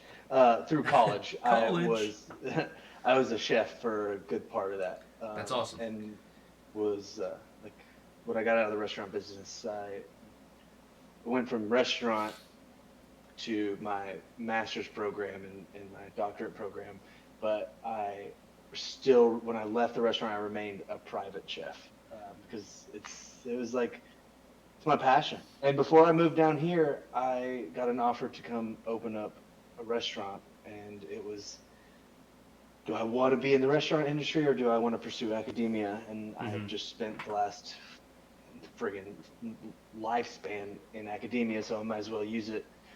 But this is now my outlet to do cooking videos. So yeah, Yeah, it's awesome. I saw some of your cooking videos and good stuff, man. I'm a big foodie, so I appreciate all food content. My wife gets annoyed. She's how do you just watch all this random food shit? And I'm just like, it's interesting. I don't know. Like, I like watching like massive Anthony Bourdain fan. Read through all his books over the years. Wait, let me that's say a that again. That's a Bourdain tattoo. Shift over a little bit more. Oh, this way? Oh, nice. That's awesome. Yeah, he's my idol. Oh, and I also hate to be nosy. Let me see your other arm because that tattoo on that other arm looks ridiculous. Yeah, that This looks one, sick, dude. my two wolves. Yeah, that's awesome. Big tattoo enthusiast. I only have one tattoo though. Mike's the most tatted up of our group. He's got sleeves and everything. But yeah, my quick sidebar. I got a tattoo drunk one night in New York City. Uh, when in my early 20s. So yeah, that was a story. But I got the Mythosaur skull, the Boba Fett, the Mandalorian Mythosaur skull. It's on Oh my yeah. shoulder blade, but it's really poorly done. So it's something I may want to get either covered up or like redone eventually. But but yeah, so I have a laundry list of tattoos that I'd like to get eventually. Oh, me too. But we're in the water so much that like I can't heal. So, True, yeah. but my bad. I interrupted you. You were a big No, foodie. no. Yeah. So yeah, I love all Anthony Bourdain stuff. I love just watching like travel videos and big proponent on trying different cuisines. In fact, I have a buddy who wants to get a trip going into. Have you ever been up to New York? New York City, I've Queens. nope, just LaGuardia. Just LaGuardia. Okay, not a very good picture of New York, just the airport, but LaGuardia sucks too. Yeah. um, but yeah, I don't know if you've heard of or familiar with Queens County. They say it's the most diverse county in the world, which is very true. You can go anywhere and get like any kind of cuisine. But I don't live super close to Queens. Like depending where you want to go, I'm probably like anywhere from 45 minutes to an hour away. Um, but we want to get a trip going into this area of Queens called Jackson Heights, and there's supposed to be a crazy food scene there of just like any type of cuisine you'd want. So I love trying new things. I mean, Nice. my most recent venture it was a couple months ago, and every time I tell this story to everybody, they think I'm out of my mind. Have you ever had hot pot, like Chinese Oh hot yeah. pot? How deep have you dived into the different things you could put in a hot pot? Oh, dude, I mean, I've eaten every part of an animal. So Yeah, same. I can't honestly say I enjoyed some of it, but I tried it. I tried it, and at least I could say I did. And now I know what I definitely don't like. So what was the worst? probably the pork brain. Um, Not for the fact that it was brain, it was more of a texture thing for me. Mm. Because they served it on a plate raw, and it looked like a brain, a slimy brain. But once it cooked, it became the look of a sponge, but the texture of like melted butter almost. Like it literally just melts in your mouth, and it was just I don't know. It freaked me out. My So, mouth is watering just thinking about it. why you like it that much? Oh yeah, dude, brain. Duck brain is my favorite brain I've ever had. Duck brain. Okay, that's not something I've had. I've had foie gras, but I haven't had duck brain. Um, Uh, well, you're close enough to a really good Chinatown. Get a Peking duck, and then have them split the head, and then the Peking duck brain is like you can just suck it out of the head. So good. yeah, I was gonna say everybody knows New York City Chinatown, like Manhattan Chinatown, but there's a much better and bigger Chinatown in Flushing, Queens. And I've been there many times, and that's where I went for the Nice. hot pot. And actually, was that this? No, different trip, but same area. I tried stinky tofu, and that was probably one of the worst things I've eaten in my life. Um, Yeah, it's not great. yeah, so you've had it. I remember distinctly we were waiting to get skewers at a street vendor. They do like skewered meat with like the spicy lamb being my favorite. But we're standing there and one of our friends was like, "Do you smell horse shit?" And I was like, "Yeah, I do, but I don't see any horses around." Like we thought maybe there was like a mounted cop because they're around the city sometimes. But yeah, no, it wasn't. And my friend who's Chinese, it was like, "No, that's stinky tofu you're smelling." And I was like, it literally smells like horse shit. He's like, yes, it does. Yeah. And yeah, Yeah. we tried it, and I can't say I was a fan. So I'll try anything once, and I've tried a lot, but there's very few things that I just refuse to eat again.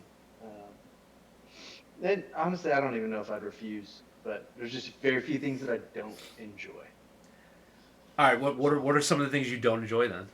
Cantaloupe. I freaking hate cantaloupe. Really, that's Yeah. pretty common.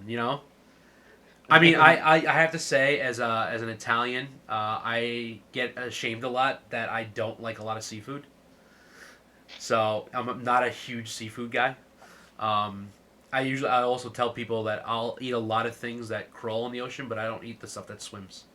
So How how close are you to Jersey? not that far. Again, depending on what part of Jersey, an hour away. So we're gonna make a trip up to Jersey specifically for this sandwich shop. It's called Talercio's. So if you ever find yourself in Jersey, go check out Talercio's. I'd like, they don't know who I am. I'm not like plugging them, but if you like food, they've got a really fun social media account too. So Do you know what part of Jersey that's in? no, I don't. Talercio's. I'm gonna look that up though. Um, So you're really making a trip just for a sandwich, huh? Yeah. That's Oh yeah. awesome. That's awesome. I mean, I've made trips for various food items, but never super far. Like, I've driven to Philly for cheesesteaks, that kind of stuff. Gone into Manhattan for various food items, but yeah. I would say honestly though, the best culinary experience of my life was barbecue in Austin, Texas. I did that last year at my father-in-law. We took a guys trip, and I was just blown away by how good it was. Don't know if you're into smoked meats and stuff like that. Oh yeah. Yeah. Have you ever been to Texas? I have. Yeah, I have some family there, but Nice, nice. I yeah. So Texas, like I've got like some barbecue friends. So Barry, I wouldn't say I'm a snob, but I am I like after Texas. I'm a snob. I'm a big Kansas City barbecue guy. Okay, I props to Kansas City. I do like that style. But ever since I had like that Texas brisket, I'm chasing that dragon, man. If you if you make it to Arkansas, Wright's Barbecue, they're from Texas and they do a really like great brisket. So Nice. I was gonna say we made the commitment and we did Franklin Barbecue. Don't know if you're familiar.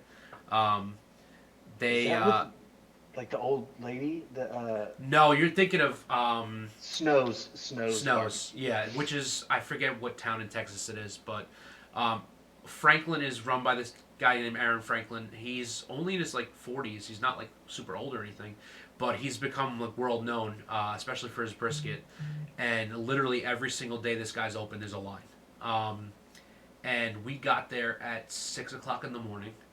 They don't open till 11, so we waited outside for 5 hours, and we were first in line. And we didn't intend to be, but we just were, and it was worth every friggin' minute in line. It was that good. That's awesome. Yeah, and literally like just the experience of walking up to the counter and being the first person to get a slice of brisket was epic. That's cool. And That's cool. but unfortunately, we went the one day on a Sunday when Aaron himself is not there. That's his like one day off a week. So I wanted to meet him, but unfortunately we couldn't. um, but I told my wife, I said, I'm 39 years old. I'm going to be 39 in a couple weeks actually, and my 40th birthday, I really want to take another guy's trip and go back to Austin because it was that like life changing. Nice. And I have a list of like other spots that I didn't get to go to that I want to hit. So That's cool. yeah, yeah. Um, yeah. I was gonna say you mentioned before about the Lord of the Rings. Like you cooked and like made cocktails for like the marathon. What was that like? It was a lot. It was a It lot. was a lot. Yeah. I don't even remember what all we did. It was like meat and cheeses for some, and then uh, oh man, I actually I Excuse did me. find the menu the other day, but it was a lot. Um, I would do it again. Um, I wonder if I could find the menu. Um, I would do it again, but I would do it different. I think I would like pre-make some stuff, things that I could just like heat up. Uh, but it was fun. It was fun. Like I highly recommend it. Yeah, Uh, but it was a lot. So that's yeah, awesome. if you can like pre-make some stuff, you can maybe just like finish like par cook and then finish later the next day. Hmm. Um, but it was fun. It No, was that's fun. awesome. Um, Switching gears again. Sorry, I tend to do this, Well, but before we switch gears, I'll oh, tell sure, you, sure. another cool thing about D&D is I've always wanted to write a cookbook, but I was like, dude, who's gonna buy a cookbook from like me? Like Mm. I was just some dude who was in the restaurant industry for a while. But I am working. I'm not gonna give a ton of details because it's still like slightly secret. Like it's not secret, it's just low key. I'm working on a D&D cookbook, and I know there's a couple out there, but mine is gonna be a little something special. So That's awesome. stay tuned. That's really cool. I definitely will. Um, Diving back into D&D itself, I was gonna say you mentioned that you're recording all your episodes now, and you said you wanted to possibly do like a live stream down the road, right? Yeah. So, what questions would you maybe have for me, or what are your thoughts on the whole live streaming thing? Um, what cameras are you using? Okay. Yeah, let's start with cameras. What cameras are you using? Okay. I'm gonna start off by saying none of us here at Crit One and Done are audiovisual inclined people. We're not super like camera geeks or have like background in that area. So everything we're using is super bare bones slash budget friendly. Um, I don't have anything like name brand at all. In fact, I've never heard of most of the brands that we're using, but it gets the job done. Every camera we're using, like right now, I'm on my laptop webcam. Like this is not a special camera. That's how you're Yeah, me seeing me too. right now. So that's we call that like our DM camera. So when we're focused on the DM, that's what we use. Um, then I have our DM boom mic right here. Um, we bought a cheap like I don't know if it was like $40 or $60 like sound mixer because we started with clip-on mics, like Bluetooth clip-on mics, and it was a whole mess of like them running out of battery and like not connecting properly.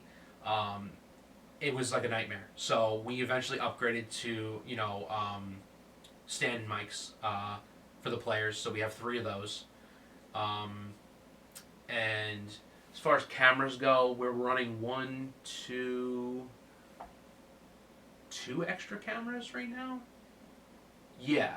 So we got this guy right here.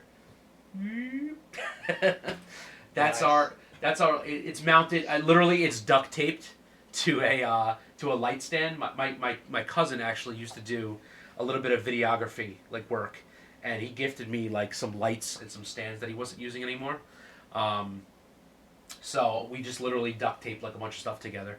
It's super DIY around here, and and most of it's off camera, thank God, because it's doesn't look great. But it's all like cheap Amazon webcams and stuff like that. You know what I mean? Like, yeah, I mean the quality's not amazing, and it's something we may want to consider upgrading down the road, but it's getting the job done. Um, I was gonna say we're using. We ended up buying. Real quick sidebar. We started playing in my basement in my TV room. We basically just moved a bunch of furniture around, set up a folding table, and like reconfigured like the room temporarily. And every time we played, I had to break down the setup because it was our regular TV room. In the long run, it wasn't working. It was a huge pain in the ass. It was super limited on space, um, and eventually, I was able to luckily convince the wife to let me move my daughter's playroom, which was like opposite of the TV room in the basement, up to our second floor. Um, and we cleared out the whole thing, and now this is what we call Crit One and then HQ. Nice. The room is not big at all. I mean, if you check out on our Instagram, we have some like tour videos of it. I can't really turn the computer right now because of the wires, but we made it work. We have a whole bunch of like mini shelves and lighting, and we have like our whatchamacallit, our tavern backdrop, which is pretty cool. All like 98% of the stuff is Amazon, you know. um, but we make it work. And as far as the platform itself, we use Streamlabs. It's a free program. You can upgrade it and go premium and get some more like advanced options. And like for example, the only thing that stinks is like what we're doing right now. The free version is limited to one guest, so I can only have one person on a talking credit at a time. If I upgrade it to the premium, I think it's either 6 people, 8 people, something like that. Um, but this suits our needs for right now, and obviously it has the integration to build into like YouTube or Twitch for either simultaneous streaming or you know um, pre-recorded stuff. So, like I said, everything is. We didn't really mess around with any other programs. We kind of just landed on Streamlabs and stuck with it. I know some people may have opinions on better programs to use, but this is what we use, and it's working out so far. Um, how do you run your cameras into it? So everything is literally HDMI, or USB. It goes. We have a lot of. Well, I have two USB hubs because the amount of wires are running right now. But everything's running directly USB or either USB or what's the other cable called? The like lightning connection, like lightning Yeah, cable. yeah. Um, and yeah, I mean it's honestly like again we're not super techy, but Streamlabs has been relatively easy to like learn. And it was all self learning. Like we might have watched a video or two here or there to figure some stuff out, but it was mostly trial and error. And it's super easy to set up like this whole background I have going on, the different like camera angles. You could switch between scenes. You could create your own scenes. Like all that stuff's built into the program. It just gets a little funky and complicated when you start like messing with like the audio settings, especially. Um, like for some reason, I can't use my headset. I don't know why. Like the headphone jack on my laptop works, but for some reason Streamlabs decides not to detect my headset, so that's why I'm using earbuds right now. So it could be finicky at times, but like I said, for the majority of the time, it works out for us. I'm gonna pull up the stream so I can see what it looks like right now. Yeah, yeah. Um, so we have all the different camera angles. I can switch between them freely, just to show you like all the different scenes we could have. Oh, nice. Hey, that's me. Yeah, there you go. um, but yeah, so obviously a big thing too with streaming is you obviously have to be careful with like copyright stuff. Um, like on our start, I managed to find a website that does free music as long as you include the little citation, for credit given to them. So we use that for like our starting soon screens. And then as far as music during session, I can recommend a app called Pocket Bar, which is really cool. Um, That's cool. yeah, so you're familiar with it. So we use that for our like in session music. Um, it would be great to blast some like Lord of the Rings, or Witcher music, but we're not trying to get dinged and shut down. So That's fair. yeah, That's fair. yeah. But that was obviously something to be aware of. And you got to be careful with certain showing things on stream. Like anytime we're drinking anything, it's usually like covered up in a can or something. Not trying to promote anything that we're not supposed to. Yeah. Yeah. So, um, but yeah, it's honestly like it wasn't super hard to figure this all out. I mean, yeah, it took some time and some effort, but it wasn't overly complicated. I mean, if you're already running cameras and pre-recording your stuff, you're already like 75% of the way there in terms of just integrating that into the program. Yeah, I just got to figure out how to. I think what I have is some of the stuff is too high tech because it's like cinema cameras. I saw some of your So cameras like on your post. Like those look pretty damn cool. Pretty yeah, pretty high quality stuff. they are, but it's like too much because they shoot in RAW, so it doesn't like give you just the other automatic color science. So I think I need to downgrade to something, and they also just eat through SD cards. Oh, So I can imagine. I Yeah. need to downgrade to something that I can run into some kind of interface that will then run into my computer, which will then run into like Streamlab or something. Yeah, yeah. So And I mean, what's great with this too is like what we're doing doesn't take up a ton of space, but it also directly uploads to Twitch, and then from Twitch, we export to YouTube. So I don't have nice. to worry about That's like nice. local storage. Um, and it's cool because like with Twitch, you can go into the video editor on Twitch, and you could cut clips from your sessions. Like we do that, and like if we have like an epic or funny moment, like we'll cut a clip and create like a story out of it for Instagram or whatever. So that's pretty cool. Cool. Yeah, yeah. So that's all like integrated. We're not using like any external programs for that kind of stuff. Cool. Yeah, like we love doing our skits, and we'll always kind of try to do a lot of. We'll continue to do skits, but really want Might Be Mimics to eventually be a lot of just like clipped actual play. So it's good to know. Nice, nice. Um, so what do you see happening in like the near future with MightBeMimics? Like, where are you headed? Like, what do you got going on? Uh, Playing as much as possible for one, but Of we course. are we're doing we're gonna do a Dungeons, Dragons, and Diving retreat. That's So awesome. we'll do like some free diving and then free diving during the day and Dungeons and Dragons afternoon, evening.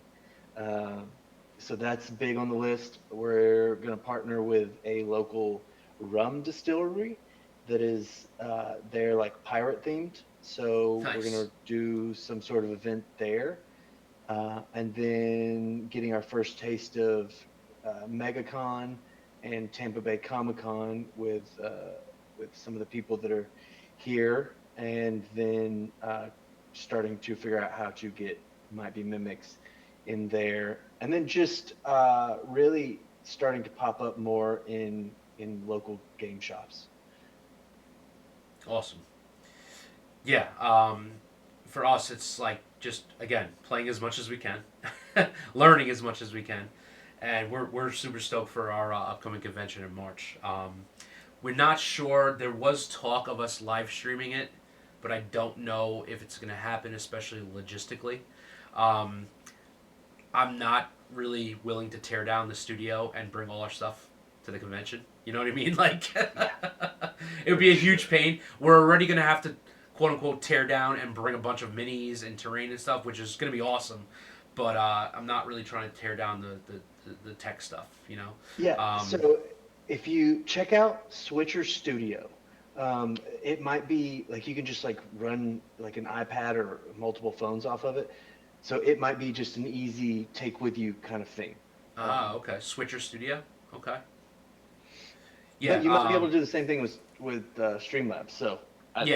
yeah, yeah. It also becomes a thing too, where it's like we're gonna be running this one shot, multiple sessions over 2 days, and I don't know if it could become like a privacy issue if every player is gonna feel comfortable wanting to be on stream. That's another thing also that we have to think about. So something tells me it's probably not gonna be live streamed, but we're hoping to take a bunch of pictures and videos to be able to post and let people see what occurred. So. Nice. Well, congratulations on dude. On that that's big, Thank you, big thank you. step. Yeah, we're Yeah, super pumped for it, and we're really looking forward to it. And like you mentioned, definitely let me know about the one shot stuff because for sure. yeah, that's something we'd definitely be interested in. Especially me that I haven't really personally delved into any of it. I want to get some more D&D under my belt. Yeah. Well, starting in February, we'll probably try to start running like at least one monthly virtual one shot. Awesome, awesome. Um, so I'm gonna kind of let it end right now. Cool. I'm pretty exhausted myself. Me too. Well, thanks I'm for like, having me, man. yeah, absolutely. I'm still getting over this freaking cold that I've had for like 3 weeks. I don't know if you can tell I sound pretty stuffed up, but it's been lingering and it just won't freaking go away. um, but yeah, thank you so much for joining us. It's awesome meeting you, and definitely keep us in mind for any of the one shot stuff. And dude, best of luck with everything. And with all the streaming stuff, if you have any questions or need any advice or input, let us know. Oh, I'll hit you up for sure. Definitely, Shane. Thank you so much. Before we go, is there anyone you want to shout out or anything you want to promote? Uh, Shout out to my girlfriend. She is a huge part of this. Woo! And so just very lucky to have her. So she's number one shout. Shout out to Tower Rex for everything that they are doing with us and for us. And then shout out to my table and my two homies that are helping me build our custom D&D table. So stay tuned for that. Um, That just real quick. Sorry to interrupt you. That's something I forgot to mention. We're looking into doing it ourselves. It's something that Kurt One and Done wants to do like big time. it's, dude, I'm excited for the world to see what we've built. Can I Is ask you it? a quick question? Yeah. Are you considering adding like the virtual tabletop, like doing the TV built in, or no? No. Okay, okay. Um, it's something we want to do, but we just don't know if it's viable with the space we're playing in, because the room's pretty narrow.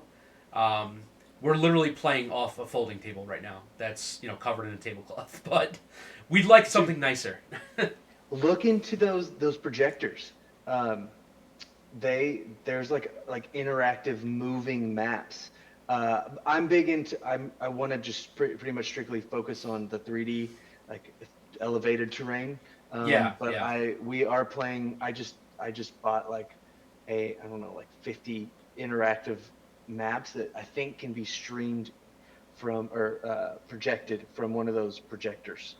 Um, so that could be an option, but yeah, it's tough. No, yeah, and especially when we went to the convention, we saw a table. Shout out Weathered Dragon. I don't know if you're familiar with any of his work. Yeah, yeah. Yeah, we got to see one of his tables in person, and yeah, not something that's in our budget, but they're amazing. you know. Well, that's it's crazy. I mean, like I know we're gonna wrap this up, but we I never considered like being a table company, but after this, man, just like I'm excited for the world to see it because I feel like people are gonna want this. I mean, it's sick, and we enjoyed making it, and it was just yeah, it was really cool. So you guys worked on it yourselves, or?